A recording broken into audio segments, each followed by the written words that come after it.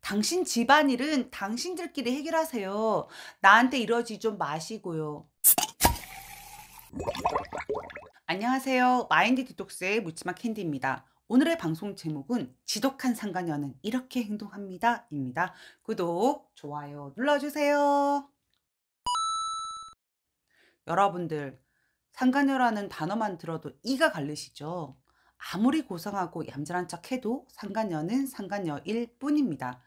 세상에 널린 것이 남자인데 가정이 있고 자식이 있는 유부남을 만나고 밥을 처먹고 여행을 다니고 섹스를 하고 다닌다는 것은 정말로 도덕성이 결여되어 있고 결핍이 가득한 여자가 아니고서는 할 수 없는 일이라고 생각합니다. 실수로 그런 일이 발생했다라고 하더라도 그런 관계는 바로 끊어버려야 하는 것이 맞습니다.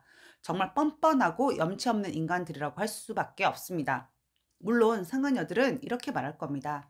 당신 남편 관리나 잘해. 당신이 잘하는데 나한테 왔겠어? 당신 남편 데리고 가. 당장. 싫다고 하는데도 나한테 매달리는데 어떻게 하라고. 나도 짜증나. 트럭으로 한 트럭 갖다 줘도 나도 싫어요. 당신 집안일은 당신들끼리 해결하세요. 나한테 이러지 좀 마시고요. 아니, 저한테 왜 이러세요? 빡치죠? 여러분, 다들 한 번쯤 들어보신 말 아닌가요? 상간녀의 뻔뻔함 뒤에는 든든한 백이 있다는 걸 의미합니다. 어떤 백이냐고요?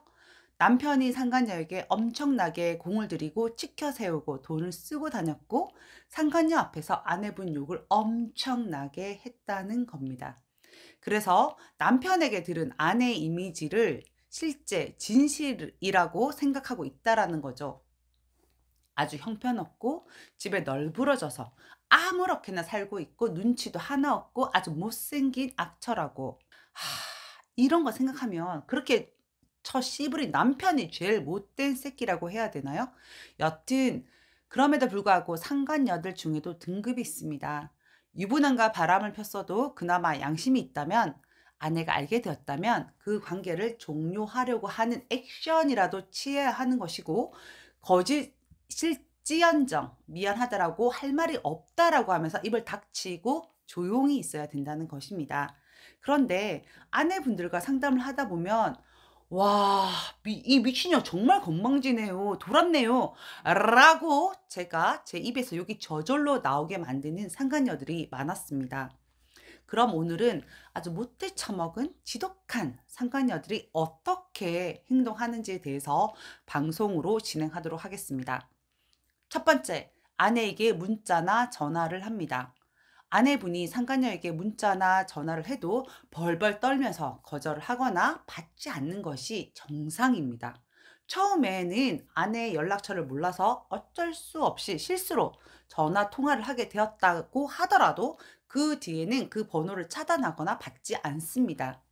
그런데 상간녀이 감히 본처인 아내분들에게 쥐가 전화를 해서 오해해요. 그런 사이 아니에요. 이런 식으로 말을 하거나 미안합니다. 죄송합니다. 두 번 다시 안 그러겠습니다. 블라블라블라 쳐 씨부리거나 문자를 보냅니다. 이건 그 공손한 행동 뒤에 숨어 있는 건 기고만장함이라고 할 수 있습니다. 아내까지 상간녀가 컨트롤할 수 있다라는 자신감에서 그 상간녀들이 하는 행동이라고 보셔야 돼요. 상간녀의 전화를 받지 마십시오. 아내분들이 말려들어서 자주 통화를 하게 되고 나중에는 언니, 동생 이러고 계신 분들도 제가 봤습니다. 결국에는 아내를 가지고 조종하고 뒷구녕에서는 불륜관계를 지속하고 있었던 경우가 대부분이고요. 전화번호 차단하시고 받지 마시고 문자에는 어떤 대응도 하지 마시기 바랍니다. 그냥 차단 문자하면서 메시지 차곡차곡 쌓이게 냅두시고요. 나중에 소송 진행할 때 그거 보낸 거 가지고 자신은 사과를 했다. 자기는 미안하다라고 했다라고 쥐가 보낸 문자를 보냅니다. 아시겠죠? 두 번째, 집으로 찾아옵니다. 설마 상간녀가 집으로 찾아온다고요? 라는 생각이 드시죠? 물론 흔한 경우는 아닙니다. 100명 중에 1명 정도 있는 경우인데요. 무개념으로 보셔야 하고 못 베어쳐먹은 무식한 인간 그리고 막무가내로 보셔야 됩니다. 아내분에게 겁을 주는 거라고 보셔야 합니다.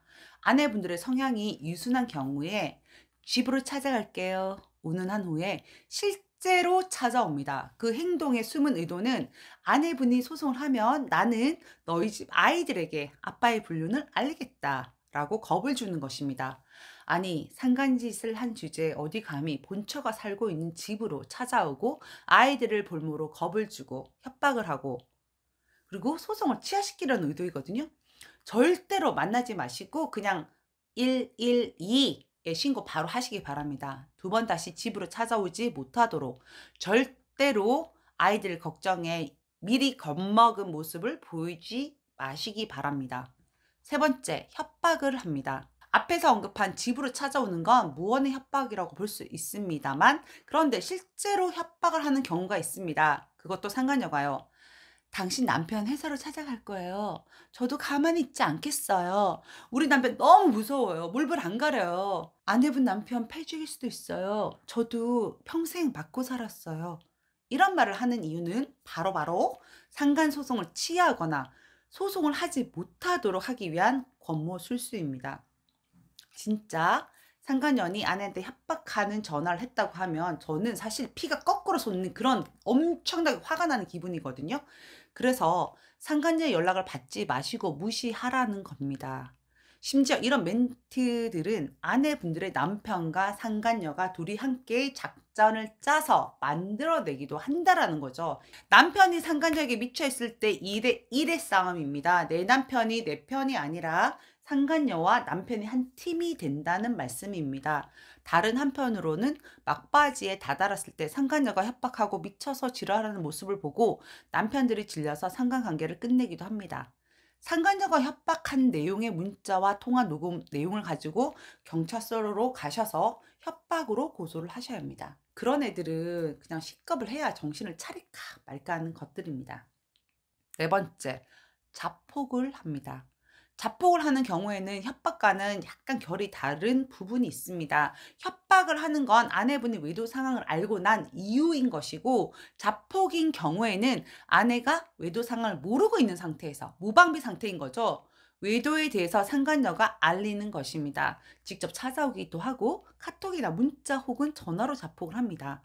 이런 경우에는 남편이 상간녀와의 관계를 종료하라고 하는 경우에 분노로 미쳐서 이 상간녀가 이성을 잃은 경우이거나 아내가 화가 나서 남편하고 이혼을 하거나 관계를 끝내게 그렇게 만들고 싶은 극강의 질투에서 시작되는 마음으로 하는 경우 두 가지로 나눠볼 수가 있습니다. 자폭을 하는 상간녀는 결핍의 끝판왕인 유형이라고 보셔야 합니다. 그런 여자와 바람을 폈던 남편도 그 끝없는 집착에 절레절레하게 되거든요. 이 구역의 미친년 마인드는 저희 아내분들이 가지고 직진하셔야 되는데, 외도상을 정리하는 데 있어서 자폭하는 상간녀들은 이미 미친년들이기 때문에 감당이 안 되는 경우가 종종 있습니다. 그러면 저희들은 법의 보호를 받으면서 주거 침입, 명예훼손, 폭언, 모욕죄 등등 그 미친 상간녀들이 한 행동을 형사사건 고소로 법리적으로 해결을 하시고 상간녀를 더 고통스러운 상황에 처하도록 만들어 주시면 됩니다. 직접 대응하지 말라는 거예요. 법을 이용하시라는 겁니다. 다섯 번째, 성범죄 피해자라고 주장합니다. 이쯤 되면 정신 이상자, 사이코라고 보셔야 합니다. 같이 나눈 카톡과 문자, 모텔에 웃으면서 팔짱 끼고 들어가는 영상, 주구장창 단일 모텔 방문 기록이 있는데도 전 성범죄 피해자입니다 라고 주장을 하고 실제로 형사 고소도 하는데요. 미친 거죠.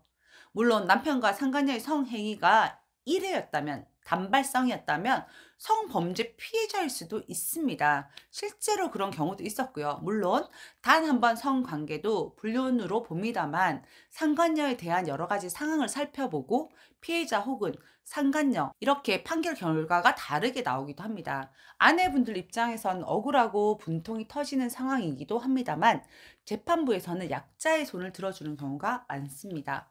일회성이 아니라 수회 이상 여관을 드나들었는데도 자신이 성범죄 피해자라고 주장하는 것은 괘씸죄 추가를 부추기는 미련한 행동입니다. 그런데 상간녀가 수회 이상 섹스를 하고도 자신이 성범죄 피해자라고 주장하는 것 자체가 사실 그냥 개쓰레기 아닌가요?